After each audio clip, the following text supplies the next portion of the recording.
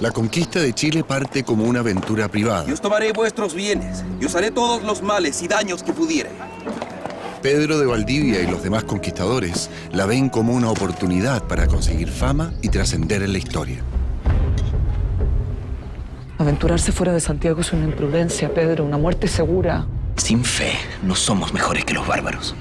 ¡Debemos liberar a los caciques!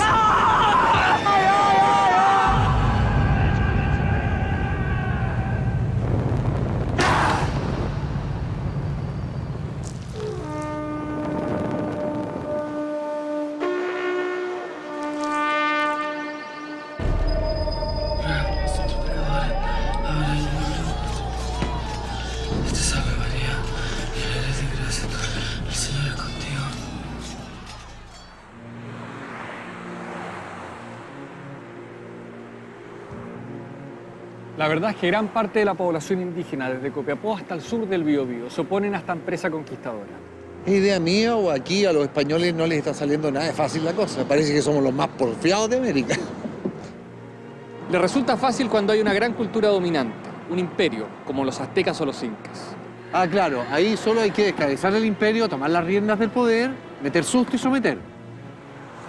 Aquí la cosa es bien distinta.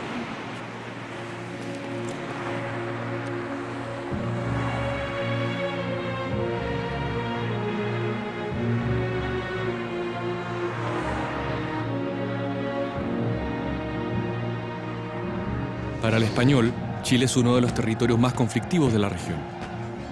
En 1592, España manda un nuevo gobernador, Martín García Óñez de Loyola. Él promete solucionar para siempre la llamada Guerra de Arauco, que ya lleva más de 50 años. Pero la magnitud de la resistencia indígena lo obliga a pedir refuerzos al rey de España. Finalmente, un ejército profesional llega en su auxilio.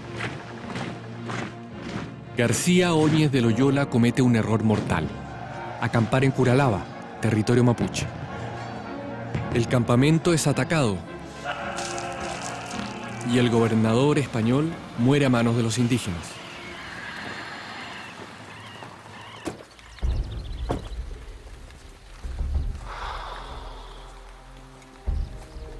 Los españoles le llaman a este episodio el desastre de Curalaba.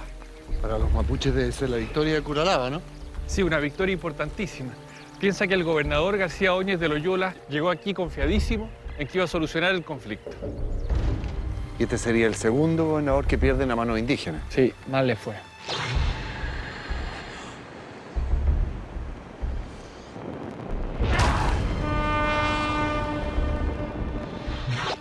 Vamos antes que nos perdemos.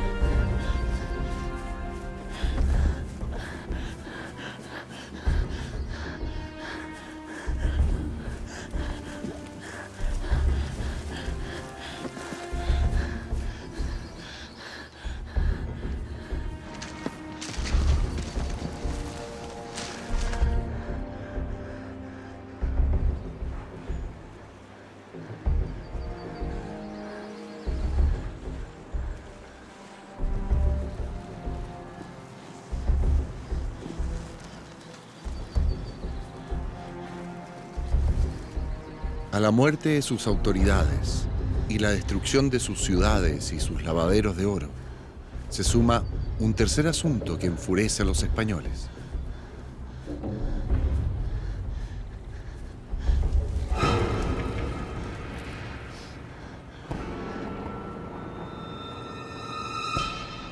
Sus mujeres son tomadas prisioneras y se convierten en cautivas.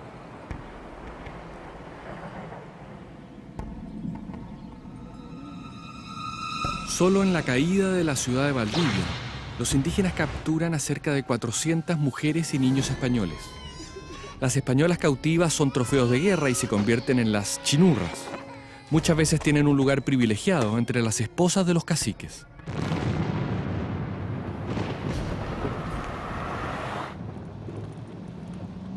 ¿Y qué pasa después de Curalaba? Digamos que el clima general empieza a cambiar. Mira, Como podemos apreciar en el mapa, desde Curalaba se ha levantado un frente que afectará a todo el reino, desde el norte de Chillán hasta Osorno, donde fuerzas indígenas arrasarán sistemáticamente los principales poblados españoles al sur del río Biobío. Por eso, atención amigos y amigas de Arauco, Imperial, Valdivia, Angol y Osorno, prepárense para arrancar hacia el norte. A lo anterior se suma un movimiento anti-español a cargo de piratas holandeses en la ciudad de Castro, en la isla grande de Chiloé, mientras en Villarrica se vivirá una atmósfera de gran incertidumbre.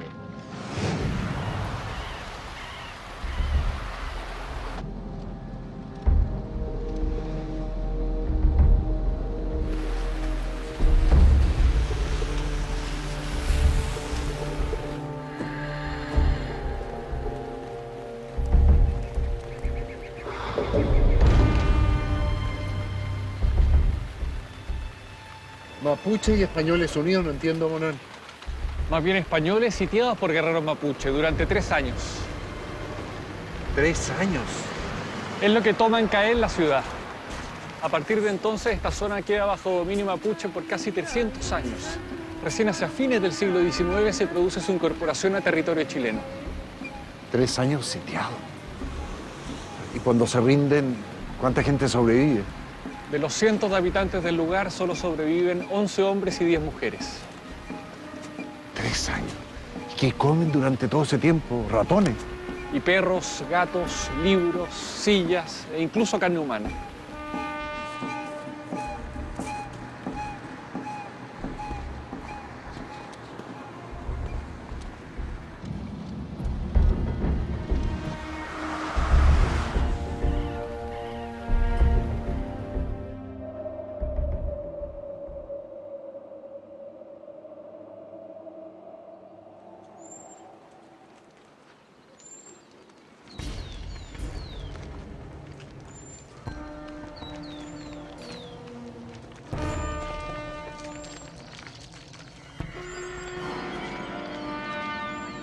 Francisco Núñez de Pineda es hijo de un maestre de campo del ejército español. Algo así como un general de ejército de nuestros días. Kakemulfun, algún che, fe, tregua. Kakemulfun, algún che, fe, tregua.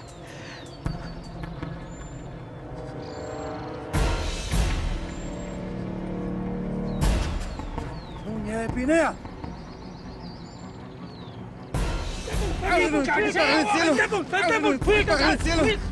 Santificado sea tu nombre, bendito sea tu reino, hágase tu voluntad, así en la tierra como en el cielo.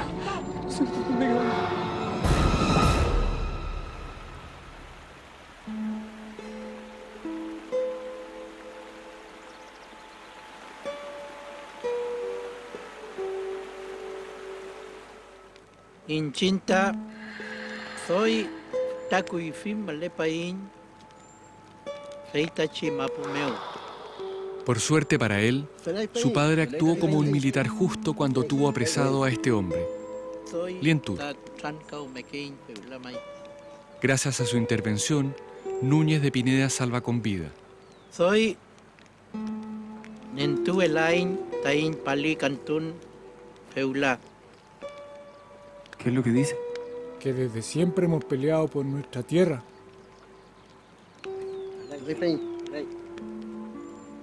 Macana Mota Nuturkein Tain Kewatual Tain. En sus 7 meses de cautiverio, va a conocer el mundo indígena de primera mano, como ningún español lo ha hecho hasta entonces. Huezaque Kuchan Akuliman.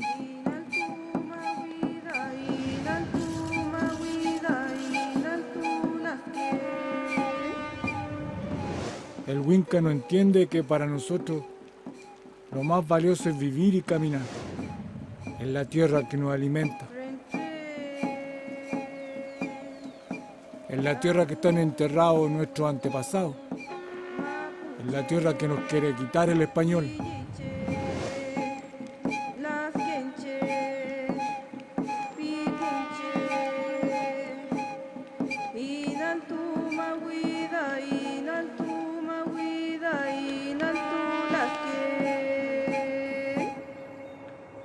De esta experiencia de Núñez de Pineda nacerá uno de los clásicos de nuestra historia. El famoso cautiverio feliz. Esa crónica testimonial refleja como ninguna otra la vida cotidiana de los mapuches en esa época.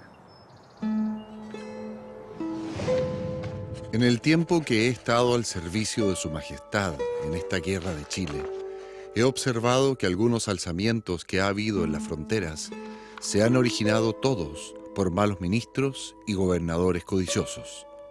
Algunos llaman a los indios ingratos, desconocidos y traidores, pero sus acciones y arrestos valerosos son justificados porque los han ocasionado nuestras tiranías. Núñez de Pineda es liberado mediante un rescate. Vuelve al ejército y no lo abandona jamás. De hecho, llega a ser maestre de campo de Chile. Y vuelve a pelear contra los mapuches. Por muy feliz que haya sido el cautiverio, él sigue siendo un español que le debe lealtad al rey. Ay, pero increíble. Pero en ambos bandos hay gente que se empeña a lograr algún tipo de acuerdo de paz. Por ejemplo, Luis de Valdivia. ¿Quién es él? Un jesuita, crítico de la guerra, que además redacta el primer libro de gramática mapudungún para conquistarlos por la fe. Es mejor que hacerles la guerra.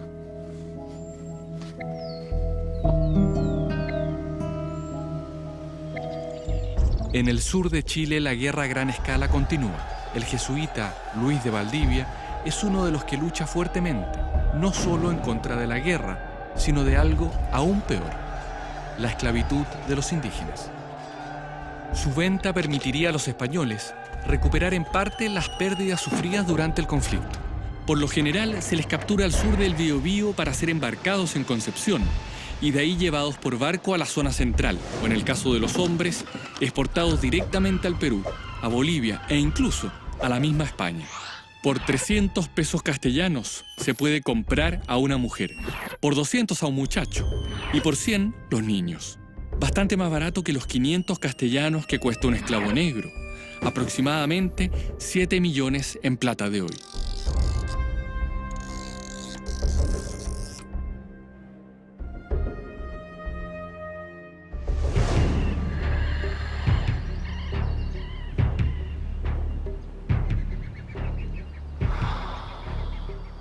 Mientras tanto, en el sur de Chile, un nuevo líder indígena irrumpe en la escena.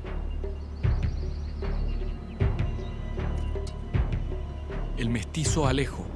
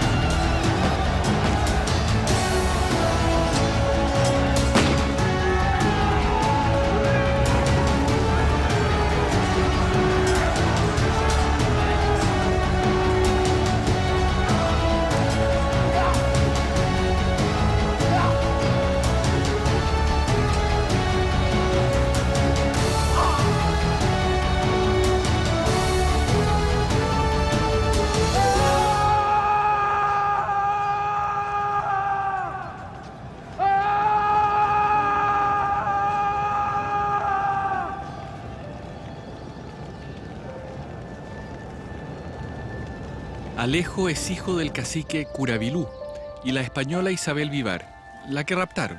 ¿Te acuerdas de ella? Sí, claro, la cautiva. Después de la muerte de su padre, Alejo y su madre logran salir del cautiverio. Él es educado por los franciscanos. Ella ingresa a un convento. Alejo entra al ejército, donde destaca por su asombrosa puntería. Pero por ser mestizo, se le niega todo ascenso en el mundo español.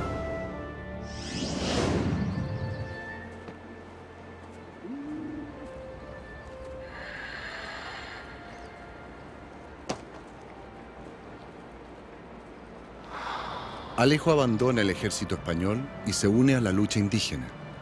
La discriminación al mestizo es menor entre los mapuche. Los llaman gente revuelta. Alejo asciende rápidamente y se transforma en uno de los líderes del gran alzamiento de mediados del siglo XVII.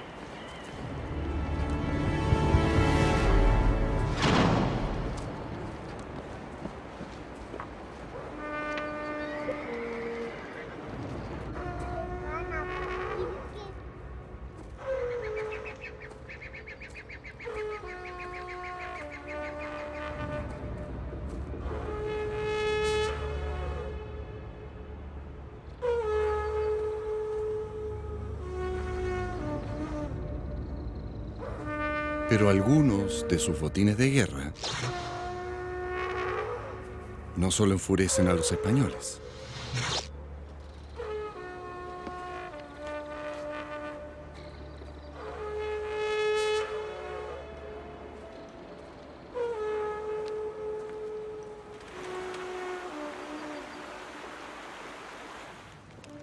Tras la llegada de Alejo con una nueva cautiva, y mientras el líder duerme junto a su última conquista, dos de sus esposas intentarán realizar el acto que ningún español ha podido llevar a cabo.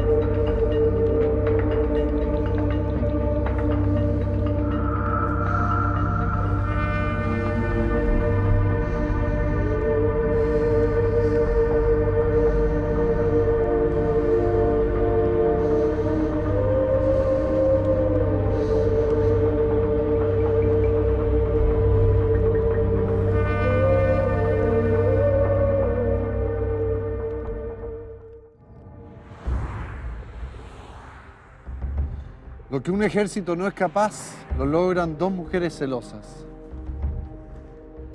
Todo un crimen pasional. Después del asesinato, ambas viudas se unen al bando español. Después de matar a un caudillo mapuche, no creo que convenga quedarse en su territorio. No, pero además son premiadas por los españoles con pensiones vitalicias. Hablando de plata, la esclavitud del indígena produce suculentas ganancias, pero los alzamientos generan enormes pérdidas. Ambos bandos llevan más de un siglo peleando y desangrándose. Según las estadísticas oficiales del Virreinato del Perú, unos 35.000 españoles fallecen en Chile en alrededor de 150 años, la mitad como consecuencia directa de la llamada Guerra de Arauco. ¿Y qué pasa con los mapuches? Al comienzo de la guerra tienen una población estimada de 1.500.000 habitantes. Se calcula que hacia mediados del siglo XVII han muerto unos 95.000 guerreros, casi 3 veces la cantidad de españoles. Eso sin contar las pestes. Esas matan a casi 2/3 de la población indígena. ¿Y eso sería? Aproximadamente 600.000 indígenas mueren debido a las epidemias de viruela y tifus. Un duro balance, ¿eh?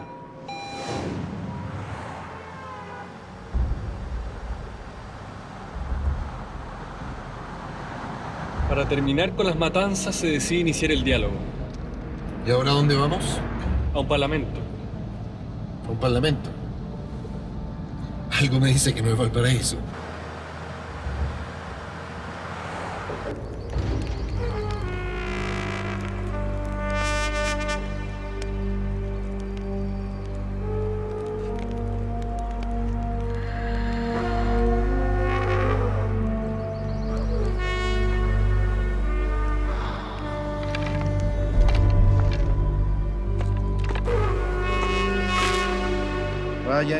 Vayan escuchar. Me buen rey también yuque mapu. Gracias y yemay chao.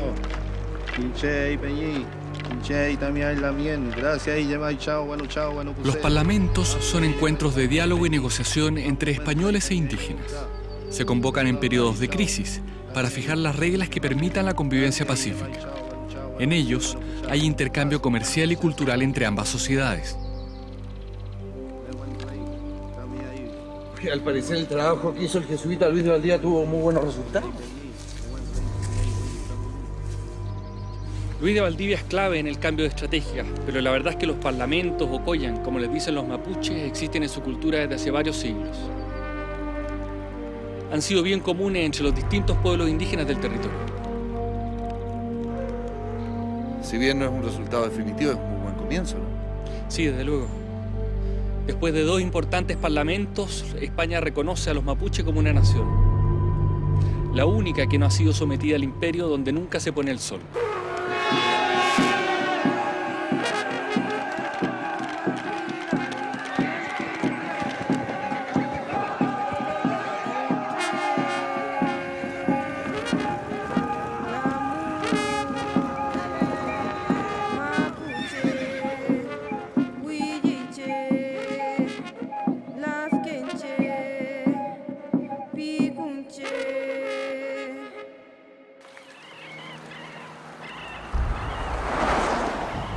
¿Y los españoles qué ganan con esta negociación? La liberación de sus compatriotas cautivos, que los misioneros puedan entrar en tierras indígenas, que los enemigos de España sean también sus enemigos y que no formen alianzas con otros extranjeros que lleguen a la costa. Por lo menos van a poder dormir más tranquilos. Ni tanto. Ahora mismo vamos camino a una catástrofe que va a dejar a Chile sin ganas de dormir. Vamos.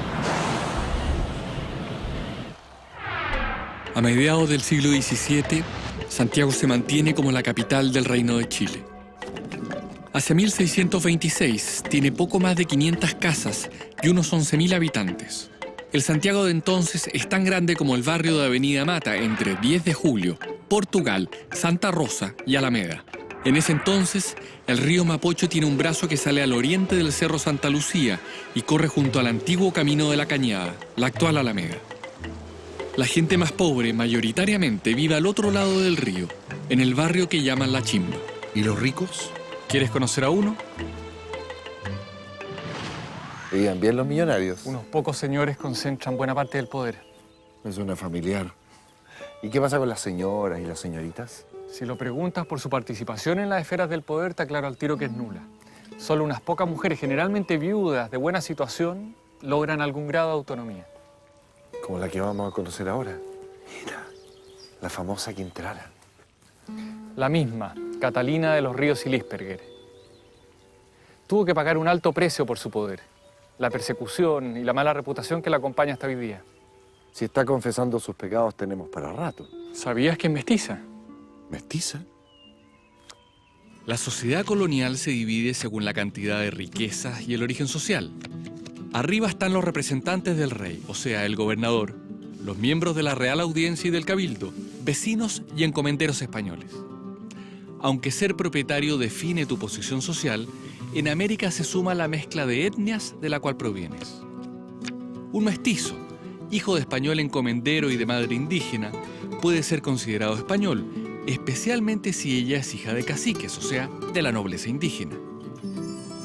A pesar que los mestizos, mulatos, zambos, pardos y negros están en general en la parte inferior de la pirámide, de todos modos son importantes para los que están en la cima, porque les permiten ostentar poder.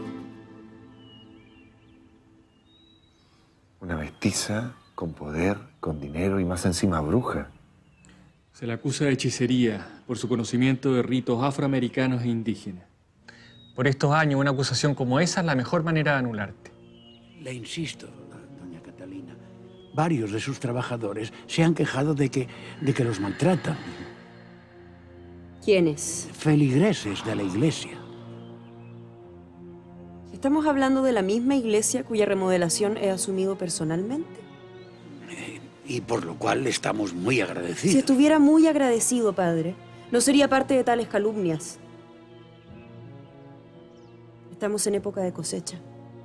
Y créame que necesito a todos mis trabajadores en sus puestos. De lo contrario, me veré en la obligación de reducir mis aportes a la casa del Señor. ¿Algo más?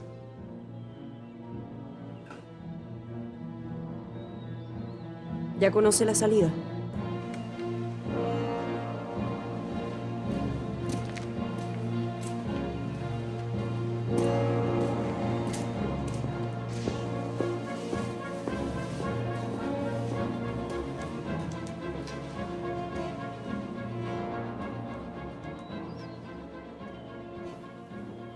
¿Y es tan mala como la pintan? Es cierto que trata duramente a sus esclavos y sirvientes, pero es lo común en la época. La diferencia es que es mujer. Y no toleran que una mujer sea fuerte, con carácter, incapaz de bajar el moño, ¿no? ¿Me equivoco? El mito de la Quintrala como esa mujer cruel y perversa que hoy todos conocemos es responsabilidad en gran parte de Benjamín Vicuña Maquena. No te puedo creer. En este libro, escrito en 1877, o sea, 200 años después, la retrata como una mujer sanguinaria y brutal. ¿Y Vicuña Maquena se basa en algo concreto o dejó volar su imaginación literaria? Al parecer, el mito se origina en una tradición popular que él le escuchó cuando niño de boca de una sirvienta. Ya mayor escribe este libro basándose en distintas fuentes, entre ellas, fundamentalmente, los escritos del obispo Francisco de Salcedo, enemigo público de la Quintrala. Está temblando. Está temblando. Está temblando. Cuidado. ¿No te dije que Chile iba a quedar sin ganas de dormir? Ay, pero fue fuerte. Pero prepárate. El primer gran terremoto de Santiago ocurrirá hoy domingo, 13 de mayo de 1647, a las 10:30. Mejor nos vamos. No.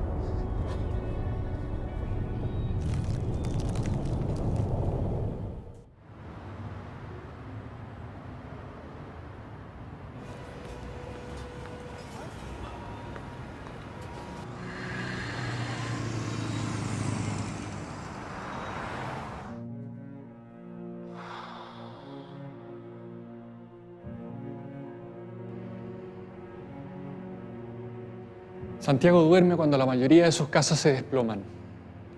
Más de 600 santiaguinos mueren aplastados.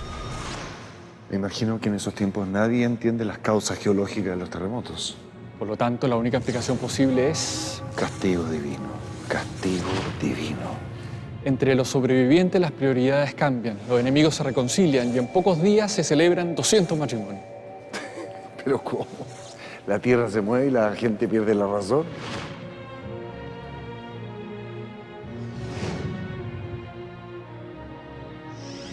Incluso liberan a varios prisioneros, aunque ninguno negro. ¿Y por qué los negros no? Acuérdate que son víctimas de la discriminación social más absoluta. Ocupan el fondo de la escala social. Luego que los teólogos resolvieran que los negros no tienen alma, la mayoría de ellos son esclavizados. Pero los libres, mulatos y pardos ocupan sitios intermedios, como capataces, administradores, vendedores y maestros de oficios, como herreros y zapateros. Curiosamente, un negro más oscuro que otro sufre el prejuicio de ser asociado más con la esclavitud. O sea que mientras más negro, más esclavo. De alguna manera, sí.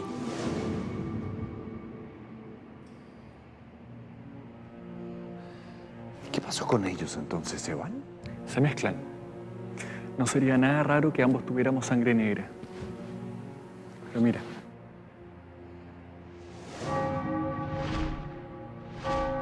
Aquí tenemos a otro testigo de esa catástrofe.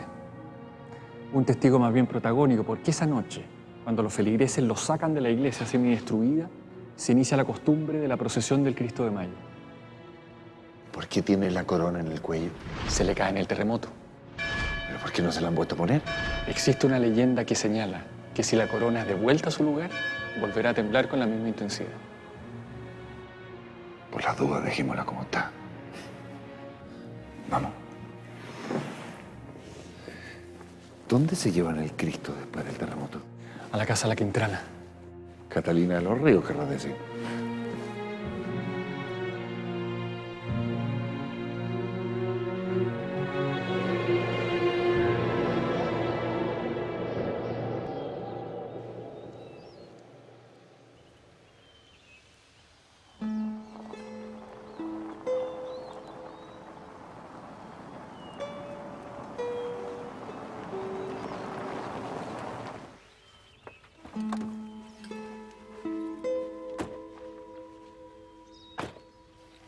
Me imagino que Catalina de los Ríos no fue la mujer fuerte de la colonia.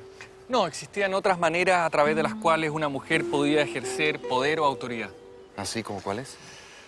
En este mundo de opciones limitadas para las mujeres, igual las intelectualmente más inquietas tienen una posibilidad, que es casarse, pero con Dios. Ay, Manuel. ¿Qué influencia para la sociedad puede tener una mujer que pasa todo el día encerrada en un convento? Mucho más de la que tú te imaginas. Mira, vamos a ver.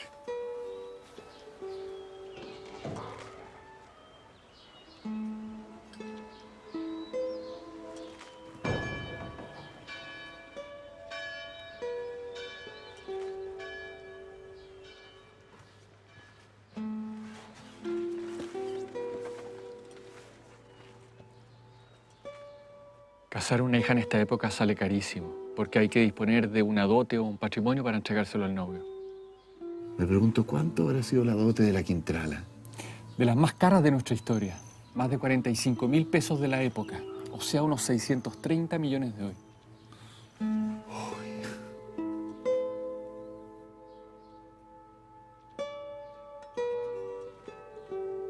¿Nombre?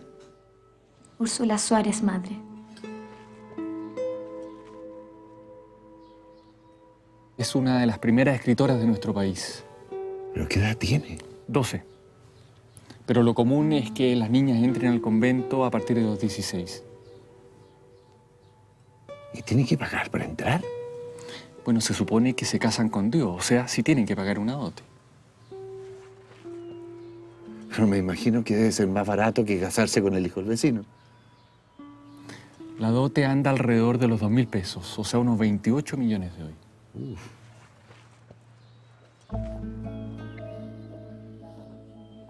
Hola, buenas. Con tanta dote, el poder económico de estas monjitas debe ser increíble. Bueno, de hecho funcionan como una especie de prestamistas. Si necesitas plata, ¿a dónde vas? A un convento y ahí te la prestan. Siempre y cuando dejes algo a cambio, como una propiedad en garantía. O sea, tu casa no le pertenece al banco, sino que le pertenece al convento. Así es. Se las traen estas monjitas.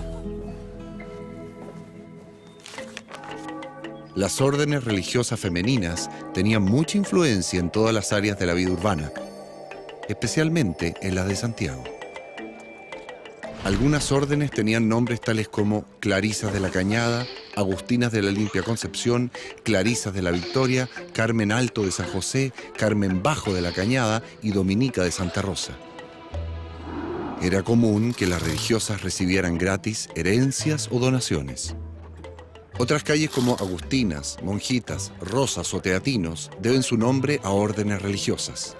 En los conventos se enseñaba a las niñas lo necesario para la vida doméstica. Confeccionaban hostias y vino de misa, cerámicas perfumadas y dulce de leche. Tenían a su cargo la casa de corrección femenina, es decir, la cárcel.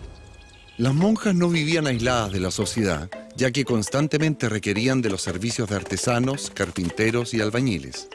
Además, arrendaban cuartos que se encontraban junto a sus muros exteriores, en los que se realizaba un intenso comercio. Entrar a un convento no era cosa fácil.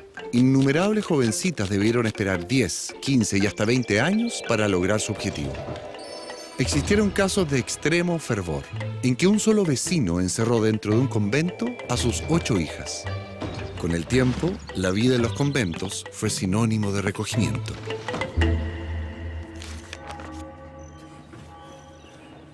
Es realmente increíble la cantidad de cosas que pasan en estos años en un convento. Lo más importante de todo es que este es el único espacio de la sociedad donde una mujer se puede desarrollar intelectualmente. Ah, porque muy pocas sabían leer y escribir. Su merced, el señor obispo, nos ha pedido consulta. Y hemos de firmar nuestra resolución en esta carta. El asunto ya está zanjado. Y hemos de ganar tiempo, firmando sencillamente lo que hemos resuelto.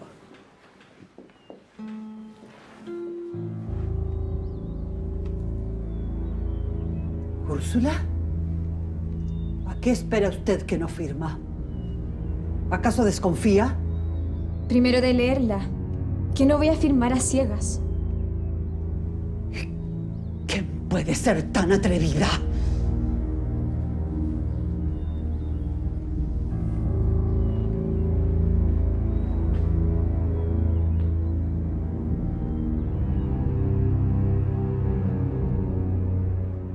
Úrsula Soares se destaca desde pequeña por su fuerte inquietud intelectual. Su carácter férreo y sobre todo sus experiencias místicas y sus revelaciones la convierten en una de las líderes entre las monjas. Pero dentro de una estructura tan jerarquizada, esto le traerá más de un problema.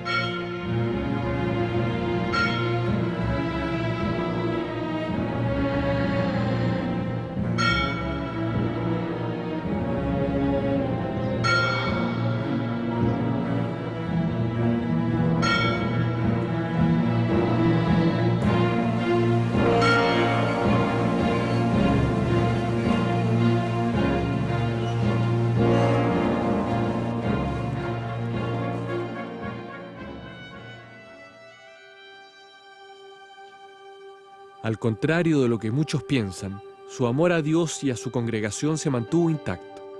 Entregó su vida al convento de Santa Clara, tanto así que al final de sus años se convirtió en madre superiora de la Orden de las Clarisas.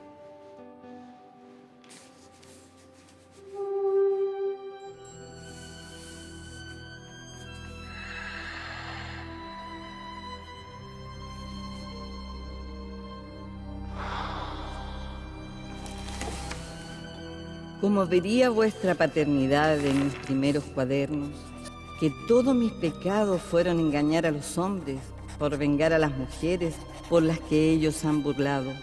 Y desde antes de mudar los dientes, empecé a vengar a las mujeres con gran empeño. Úrsula escribió unas memorias que son uno de los grandes testimonios de la espiritualidad femenina de la época. En definitiva, las corporaciones religiosas forman parte de todas las esferas de la vida. En el Chile colonial, pocas instituciones tienen más influencia que las órdenes religiosas, en la economía, la educación y la soberanía. Los primeros en pisar territorio chileno, junto a Diego de Almagro, son los mercedarios. Los franciscanos evangelizan en el sur del territorio. Los dominicos se preocupan de la educación, creando el primer instituto educacional con grado universitario y biblioteca. Los agustinos son una orden confesional con mucha influencia, especialmente en la ciudad de Santiago. Finalmente, los jesuitas, la orden más importante e influyente de la época, no solo son una potencia económica, sino que se interesan por el mundo mapuche y, a pesar de algunos problemas iniciales, son los primeros que logran penetrar con éxito en el territorio indígena. ¿La jesuita, la más poderosa? Sí. Tanto en Chile como en el resto de las colonias españolas han acumulado un poder enorme. Por eso son lo primero que hace desaparecer la corona cuando inicia su contraataque. ¿Pero hasta cuándo van a aceptar que vengan de afuera a decirles qué tienen que hacer? Tranquilo, esto va a ser crisis luego. Por fin la libertad. Esa historia hay que verla.